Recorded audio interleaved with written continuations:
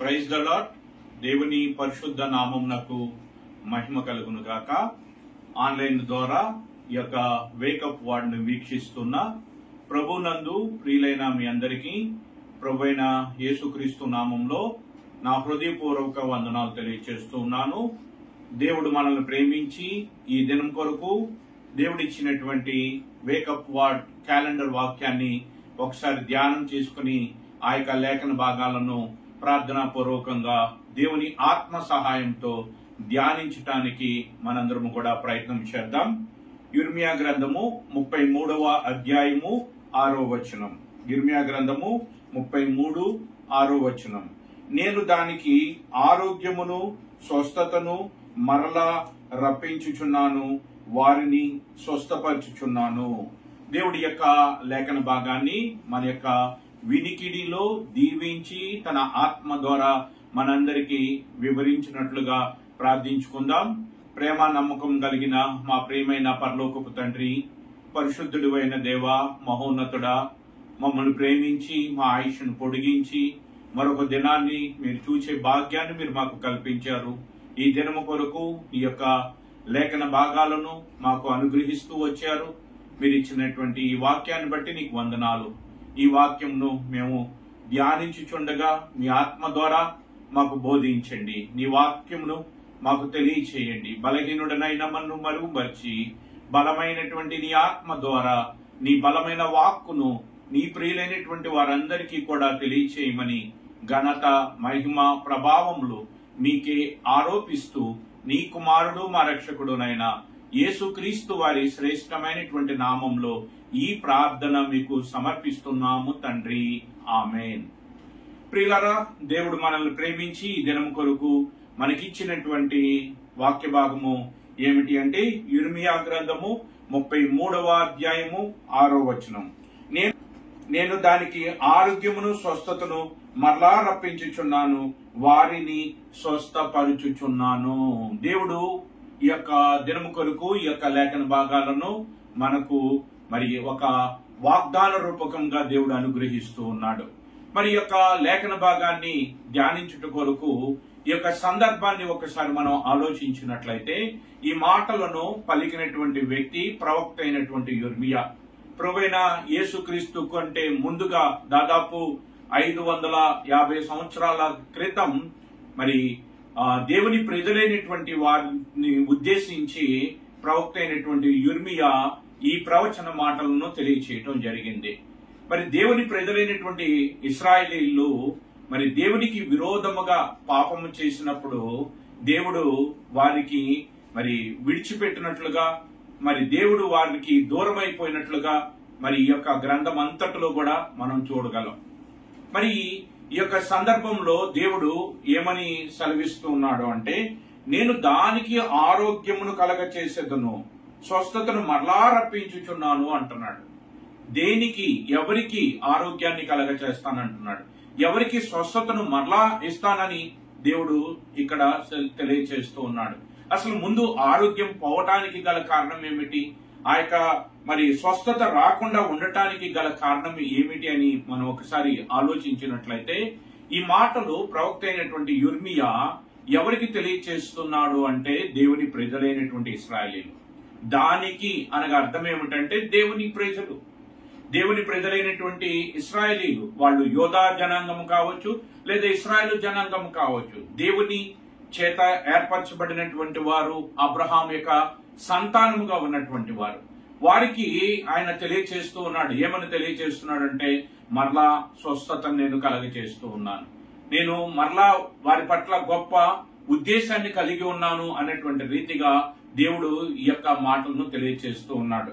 నేను దానికి ఆరోగ్యమును స్వస్థతను మరలా రప్పించుచున్నాను. మరలా రప్పించుచున్నాను అంటే అసలు ముందు ఆరోగ్యం పోవటానికి గల కారణం ఏమిటి, స్వస్థత రాకుండా ఉండటానికి గల కారణం ఏమిటి అనేటువంటి విషయాలను ఒకసారి మనం ఆలోచించినట్లయితే, అంతకు ముందు మరి యిర్మీయా గ్రంథం 30వ అధ్యాయము 12వ వచనం నుంచి మనం చూసినట్లయితే దేవుడు ఏమని సెలవిస్తున్నాడు అంటే, యెహోవా ఇలాగు సెలవిచ్చుచున్నాడు, నీ వ్యాధి ఘోరమైనది, నీ గాయము బాధాకరమైనది. ఇశ్రాయేలుకు మరి దేవుడు సెలవిస్తున్నటువంటి మాట ఇది ఆత్మ సంబంధమైనది. ఆత్మీయంగా దేవునికి వారు దూరం అయిపోయి వ్యాధులను అనుభవిస్తున్నటువంటి వారుగా, బాధలను అనుభవిస్తున్నటువంటి వారుగా ఇక్కడ ఇశ్రాయేలీలు ఉండటాన్ని మనం చూస్తూ ఉన్నాం. అందుకని అంటున్నాడు, నీ వ్యాధి ఘోరమైనది గాను, నీ యొక్క గాయము బాధాకరమైనది గాను ఉన్నది అని దేవుడు సెలవిస్తున్నాడు. ఇంతటి ఘోరమైన వ్యాధి వీళ్ళకి రావటానికి, ఈ యొక్క బాధాకరమైనటువంటి గాయము వారికి రావటానికి గల కారణం అయితే 13వ వచనంలో, నీ పాపమును విస్తరింపగా శత్రువు కొట్టినట్లు నీ గొప్ప దోషమును బట్టి నేను నీకు కఠిన శిక్ష చేసి నిన్ను గాయపరిచి ఉన్నాను. ఎవరు గాయపరిచారు? ఎవరు వాళ్ళకి మరి వ్యాధిని కలగచేశారు అంటే దేవుడే వారిని గాయపరిచాడు. దేవుడే వారిని మరి వ్యాధిని కలగచేశాడు అని ఈ యొక్క మాటల ద్వారా మనం అర్థం చేసుకోవచ్చు. ఎందుకని దేవుడు వారిని గాయపరిచాడు? ఎందుకని దేవుడు వారికి మరి ఆ యొక్క ఘోరమైనటువంటి వ్యాధిని కలగచేశాడు? ఎన్ని దినములు దానికి నయము కాకుండా ఆ యొక్క గాయమును ఆయన కట్టకుండా, ఆ యొక్క వ్యాధిని ఆయన స్వస్థపరచకుండా ఎందుకని ఎన్నో దినములు ఆయన ఉన్నాడు అంటే కారణం ఏమిటంటే దేవుడు వారికి ఇచ్చినటువంటి ఆజ్ఞలను వాళ్ళు మర్చిపోయారు. దేవుడు ధర్మశాస్త్రము ద్వారా వారు నడవలసినటువంటి మార్గములో వారు నడవలేకపోయారు. దేవుని మార్గమును విడిచారు. దేవుని మార్గమును విడిచి ఇశ్రాయేలు అందరూ కూడా మరి విగ్రహారాధికులుగా మారిపోయారు. కన్ను నుండి చూడలేని, చెవు నుండి వినలేని, నోరుండి మాట్లాడలేనటువంటి మోగ విగ్రహముల వైపు వాళ్ళు మళ్ళుతూ వచ్చారు. అయితే ఈ సమయంలో ఒక ప్రశ్న మనకు రావచ్చు. ఏమిటి ఆ ప్రశ్న అంటే, ఎందుకని ఇశ్రాయేలీలు విగ్రహముల వైపు వాళ్ళు మళ్ళీపోయి ఉన్నారు? ఎందుకు అటువైపు వెళుతున్నారు? ఎందుకు వాటిని పూజిస్తూ ఉన్నారు? ఎందుకు వాటికి మొక్కుతూ ఉన్నారు? ఎందుకు వాటిని ఆరాధిస్తూ ఉన్నారు? అవి కన్ను నుండి వీరు చేస్తున్నటువంటి పనులేవి చూడలేదు. చెవు నుండి వీరు చేస్తున్నటువంటి ప్రార్థనను వినలేదు. నోరుండి వీరు కలిగినటువంటి బాధల్లో నుండి, శ్రమలో నుండి విడిపిస్తానని ఏ వాగ్దానము చేయలేదు, ఏ ప్రమాణాన్ని కూడా చేయలేదు. మరి కన్ను నుండి చూడలేని, చెవు నుండి వినలేని, నోరుండి మాట్లాడాలని మోగ విగ్రహముల వైపు వీళ్ళు ఎందుకు మళ్ళుతున్నారు అంటే కారణం ఏమిటి అంటే, ఆ యొక్క విగ్రహముల ముందు, ఆ యొక్క దేవతల ముందు వీరు ఏమి చేసినా అవి ఏమీ చెయ్యవు. అవి గద్దించవు, అవి శిక్షించవు, అవి ప్రేమించవు. ఎందుకంటే అందులో జీవం లేదు, అందులో ప్రాణం లేదు. అది ఒక మనిషి చేసినటువంటి బొమ్మ. అయితే ఆ విగ్రహాలలో ఏదో జీవం ఉన్నది అనేటువంటి రీతిగా వీళ్ళు భావించి అటువైపు ఎందుకు మళ్ళుతున్నారు అంటే, దాని ముందు, ఆ విగ్రహాల ముందు వారు ఏం చేసినా చెల్లుతుంది. వారు తినచ్చు, వారు తాగొచ్చు, వారి ఇష్టం వచ్చినట్టుగా వాళ్ళు బ్రతకచ్చు. వారు ఏం చేసినా నిర్బంధం లేదు, ఆజ్ఞలు లేవు, కట్టడలు లేవు. వారికి ఇష్టం వచ్చినట్టుగా బ్రతకచ్చు. వారి శరీరం యొక్క, మనసు యొక్క కోరికలు నెరవేర్చుకొనచ్చు. వారికి ఇష్టం వచ్చినట్టుగా బ్రతకచ్చు. దొంగతనం చేయొచ్చు, వ్యభిచరించవచ్చు. ఇంకా ఈ లోక సంబంధంగా, శరీర సంబంధమైనటువంటి ఎన్ని రకాలైనటువంటి మరి సుఖాలు ఉన్నాయో, పాపములు ఉన్నాయో వాటన్నిటినీ కూడా యథేచ్ఛగా చేయవచ్చు. వాటిని ఆ యొక్క మరి దేవతలు గాని, ఆ విగ్రహాలు గాని ఏమాత్రము కూడా మరి వారిని ఆపవు, వారిని ఖండించవు, వారిని గద్దించవు, వారిని శిక్షించవు. అందుచేత ఆ విగ్రహాల వైపు వాళ్ళు మళ్లిపోతూ ఉన్నారు.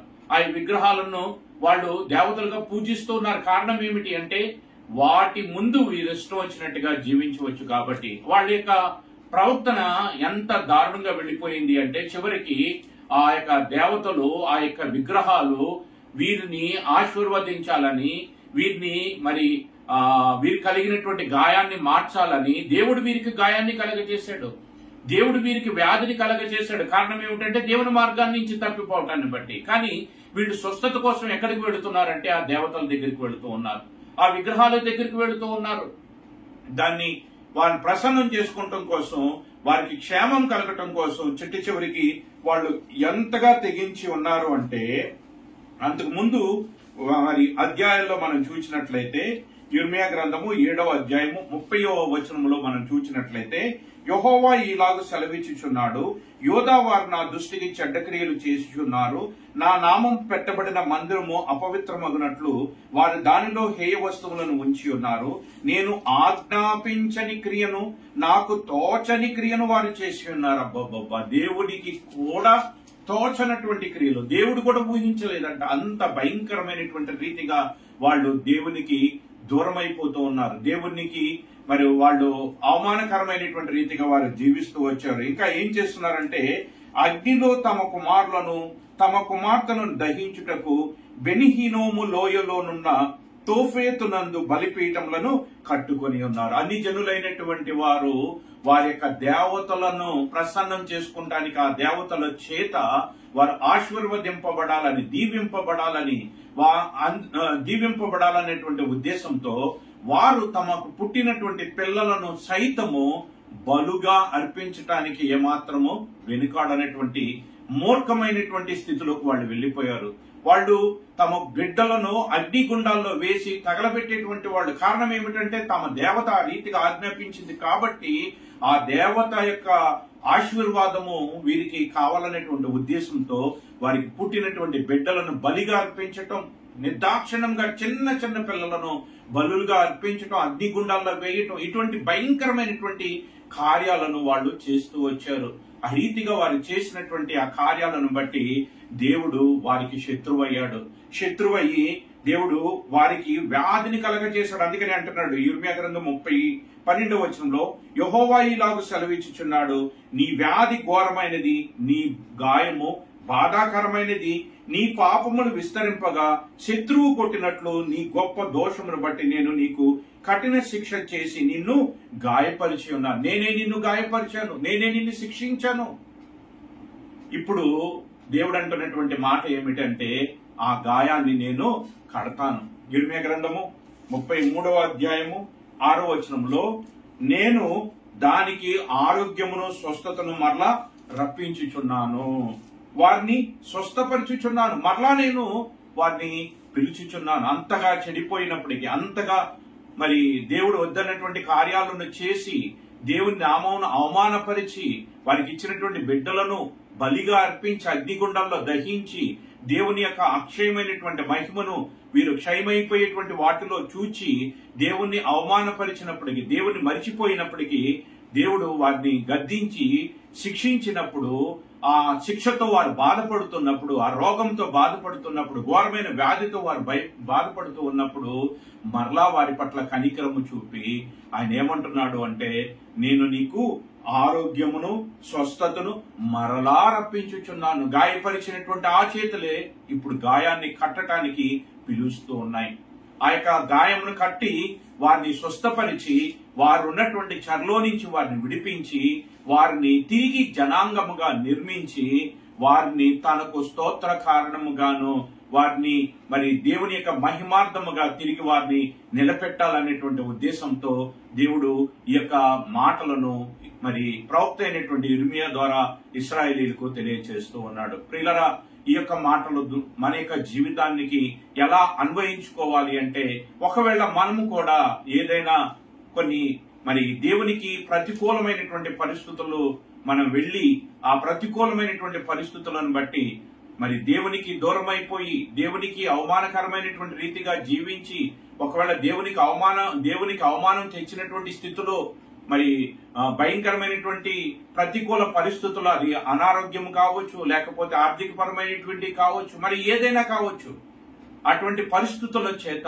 మనము చుట్టబడి మరి ఆ ఇశ్రాయేలు వలె మనము కూడా ఆరోగ్యము లేనటువంటి వారిగా, స్వస్థత లేనటువంటి వారిగా, సమాధానము లేనటువంటి వారిగా, నెమ్మది లేనటువంటి వారిగా, బాధను అనుభవిస్తున్నటువంటి వారముగా, ఘోరమైన వ్యాధి కలిగినటువంటి వారముగా ఇశ్రాయేలీయుల వలె ఒకవేళ పడిపోయిన స్థితిలో, చెడిపోయిన స్థితిలో, దేవునికి దూరమైపోయిన స్థితిలో ఒకవేళ ఉన్నా దేవుడు అంటున్నాడు, ఒకవేళ దేవుని దగ్గరికి నీవు వచ్చినట్లయితే, ఆయన తట్టు నీవు తిరిగినట్లయితే, అందుకు ముందు వచనాల్లో 33వ అధ్యాయము యిర్మీయా గ్రంథం 33వ అధ్యాయము 3వ వచనంలో ఏమంటున్నాడు అంటే, నాకు మొరపెట్టుము, నేను నీకు ఉత్తరమిచ్చెదను, నీవు గ్రహింపలేని గొప్ప సంగతులను, గూఢమైన సంగతులను నేను నీకు తెలియచేస్తాను.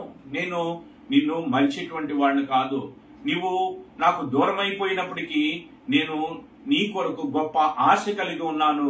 కాబట్టి నీవు నా తట్టు తిరిగినట్లయితే నేను నీ తట్టు తిరిగి నిన్ను స్వస్థపరుస్తాను, నిన్ను బలపరుస్తాను, నిన్ను లేవనెత్తుతాను, తిరిగి నిన్ను నిర్మిస్తాను. పడిపోయిన దావీదు గుడారమును నేను కట్టాలనుకుంటున్నాను, చెదిరిపోయిన ఇశ్రాయేలును పోగు చేయాలనుకుంటున్నాను. ఆ రీతిగా ప్రభువైన యేసుక్రీస్తు యొక్క రక్తమందు కడగబడి దేవునికి దూరమైపోయినటువంటి స్థితిలో ఉంటే, తప్పిపోయిన కుమారుడు వలె దూరదేశమునకు వెళ్లి సమస్తమును పోగొట్టుకుని చెడు సహవాసాలతో పాడైపోయినటువంటి స్థితిలో ఉన్నప్పటికీ కూడా ఆ తప్పిపోయిన కుమారుణ్ణి దేవుడు ఎలాగైతే మరి ఆ కుమారుడు వచ్చినప్పుడు తన చెంత చేర్చుకున్నాడో, తన ఇంట్లో చేర్చుకున్నాడో, కుమారత్వాన్ని ఎలాగైతే అనుగ్రహించాడో, ఈరోజు అటువంటి రీతిగా దేవుని దగ్గరికి రావటానికి ఇష్టపడినట్లయితే, దేవుని తట్టు తిరగటానికి ఇష్టపడినట్లయితే, దేవుడు తిరిగి నిర్మించాలని, తిరిగి కట్టాలని, తిరిగి మనల్ని స్థాపించాలని, తిరిగి మన పాత జీవితమును దేవుడు తుడిచివేసి ఒక నూతనమైనటువంటి జీవితాన్ని దేవుడు ఇవ్వాలని ఆశపడుతూ ఉన్నాడు. అందుచేతనే ఈ యొక్క లేఖన భాగాన్ని ఈ దినము కొరకు దేవుడు మనకు ఒక వాగ్దాన రూపకంగా, ఒక ఆశీర్వాదకరమైనటువంటి మాటగా దేవుడు మనకి అనుగ్రహిస్తున్నాడు. ఆత్మీయంగా మనం ఎప్పుడైతే దేవునితో మరి సరిచేయబడతామో, ఆత్మీయ జీవితంలో ఆత్మ సంబంధమైన రోగము, పాపము నుంచి మనం ఎప్పుడైతే విడుదల పొందుతామో, దేవునితో మనం ఎప్పుడైతే సమాధానాన్ని కలిగి ఉంటామో, ఆటోమేటిక్ గా మన ప్రతికూల పరిస్థితులన్నీ కూడా మరి దేవుడు వాటిని అనుకూలముగా మార్చి మనకున్నటువంటి మరి ఇబ్బందుల్లో నుంచి, ఇరుకుల్లో నుంచి దేవుడు మనల్ని సదాకాలము విడిపించగలిగినటువంటి వాడు. దేవుడికి అసాధ్యమైనది లేదు. అంతకుముందు వచనాలలో మనం చూసినట్లయితే ఇర్మియా గ్రంథము 32వ అధ్యాయము 27వ వచనంలో ఏమని తెలియజేస్తున్నాడంటే, నేను యెహోవాను, సర్వ శరీరులకు దేవుడును, నాకు అసాధ్యమైనది ఏదైనా ఉన్నదా అంటున్నాడు. అబ్రహాముది ఇదే తెలియజేశాడు, దేవునికి అసాధ్యమైనది అంటూ ఏది లేనే లేదు. అయితే మరి దేవుడు మనకున్నటువంటి పరిస్థితిని మార్చి మన ప్రతికూల పరిస్థితులను అనుకూలపరచాలి, మన అనారోగ్యమును తొలగించాలి, ఆత్మ సంబంధమైన రోగమును తొలగించాలి, మన పాపమును దేవుడు తుడిచివేయాలి అంటే మనం చేయవలసింది ఏమిటి అంటే, మనము అటు ఇటు తిరుగుట మాని దేవుని దగ్గరికి రావాలి. తప్పిపోయినటువంటి కుమారుడు తనకు మరి భయంకరమైనటువంటి కరువులో ఉన్నప్పుడు అటు వెళ్లి ఇటు వెళ్లి ఏదో చేసుకుని లోకంలో బ్రతికేద్దాం అని అనుకోలేదు. తండ్రి దగ్గరికి వెళితే నా జీవితము హ్యాపీగా ఉంటుంది, నా జీవితము సంతోషకరంగా ఉంటుంది, నాకున్న సమస్యలన్నిటికీ పరిష్కారము నా తండ్రి ఇంటిలో దొరికిద్ది అన్నటువంటి ఉద్దేశంతో తండ్రి దగ్గరికి వచ్చాడు. తద్వారా తండ్రి యొద్ద మరలా తన స్థానాన్ని తిరిగి పొందగలిగాడు. అందుకని దేవుడు మరలా పిలిచిచున్నాడు, తిరిగి రమ్మంటున్నాడు. తిరిగి వచ్చినట్లయితే నా పేరు పెట్టబడిన నా జనులు తమ తాము తగ్గించుకుని ప్రార్థన చేసి ఆకాశమందున్న నన్ను వెదికినట్లయితే నేను వారి ప్రార్థనను విని వారి రోగములను స్వస్థపరుస్తానని 2వ దినవృత్తాంతాలు 7:14 తెలియజేస్తూ ఉన్నాడు. కాబట్టి ఈ దినము దేవుడు మనకిస్తున్నటువంటి వాగ్దానం ఏమిటంటే, దానికి ఆరోగ్యమును స్వస్థతను మరలా రప్పించుచున్నాను, వారిని స్వస్థపరచుచున్నాను. ఆనాటి ఇశ్రాయేలీయుల పట్ల ఎటువంటి ఉద్దేశాన్ని కలిగి ఉన్నాడో ఈ రోజు ప్రభువైన యేసుక్రీస్తు ద్వారా మరి దేవుని యొద్దకు పిలువబడిన మన పట్ల కూడా దేవుడు అటువంటి ఉన్నతమైన ఉద్దేశాలనే కలిగి ఉన్నాడు. ఆయన మార్పు చెందని వాడు, ఆయన మారనటువంటి వాడు. ఆయన ప్రభువైన యేసుక్రీస్తుకు ముందు ఆ యొక్క ఇశ్రాయేలుతో ఏ రీతిగా ఎటువంటి ఉద్దేశాలను కలిగి ఉన్నాడో ఈరోజు మన పట్ల కూడా అటువంటి ఉద్దేశాన్ని కలిగి ఉన్నాడు. కాబట్టి ఈ యొక్క యిర్మీయా ప్రవక్త ద్వారా సెలవిచ్చినటువంటి మాట అది కేవలం ఇశ్రాయేలుకు మాత్రమే కాదు. ఈ రోజు ఆ రీతిగా మనం కూడా దేవుని తట్టు తిరిగితే అది మనకును మరి సంబంధించినటువంటి వాగ్దానం కనుక ఈ వాగ్దానాన్ని ఆధారం చేసుకుని మరి దేవుని తట్టు తిరిగి ప్రార్థించి ఆయన చేత ఆత్మ సంబంధమైన, శరీర సంబంధమైన స్వస్థతను మనం పొందుదాం. మనం దేవుని కృపకు పాత్రలమై మన విశ్వాస జీవితంలో దేవుని ఇంటిలో దేవునితో మరి అన్యోన్యమైన సహవాసాన్ని కలిగి ముందుకు సాగిపోదాం. అట్టి భాగ్యాన్ని ఈ మాటలు వినిచున్న అందరికీ దేవుడు అనుగ్రహించును గాక. ఆమేన్. ప్రార్థించుకుందాం. ప్రేమ నమ్మకం కలిగిన మా ప్రియమైన పరలోకపు తండ్రి, ఈ దినం కొరకు మీరు ఇచ్చిన ఈ లేఖన భాగాన్ని బట్టి నీకు వందనాలు. మేమెంతటి పాపులమైనా తిరిగి నా యొద్దకు రమ్మని మీరిస్తున్న ఆహ్వానాన్ని బట్టి నీకు వందనాలు. మా యొక్క ఆత్మ సంబంధమైన రోగమును, వ్యాధిని నీవు బాగు చేస్తానని, మరలా నీకు ఆరోగ్యమును కలగ చేస్తాను, వారిని స్వస్థపరిచెదను అనేటువంటి మాట చేత ఈరోజు మమ్మల్ని ఆదరించినందుకు వందనాలు. నీ తట్టు తిరిగినట్లయితే నీవు కృప చూపే దేవుడు అని, నీకు అసాధ్యమైనది ఏదీ కూడా లేదని మరొకసారి మాకు గుర్తు చేస్తూ నీ వాక్యము ద్వారా మమ్మల్ని ఆదరించినందుకు నీకే వందనాలు, స్తోత్రాలు చెల్లిస్తూ ఈ దినము కొరకు మీరు ఇచ్చిన ఈ వాక్య భాగాన్ని బట్టి ఘనత, మహిమ, ప్రభావాలు మీకే ఆరోపిస్తూ నీ కుమారుడు మా రక్షకుడునైన యేసుక్రీస్తు వారి శ్రేష్టమైనటువంటి నామంలో ఈ ప్రార్థన మీకు సమర్పిస్తున్నాము తండ్రి. ఆమేన్. అందరికీ ప్రైజ్ ది లార్డ్.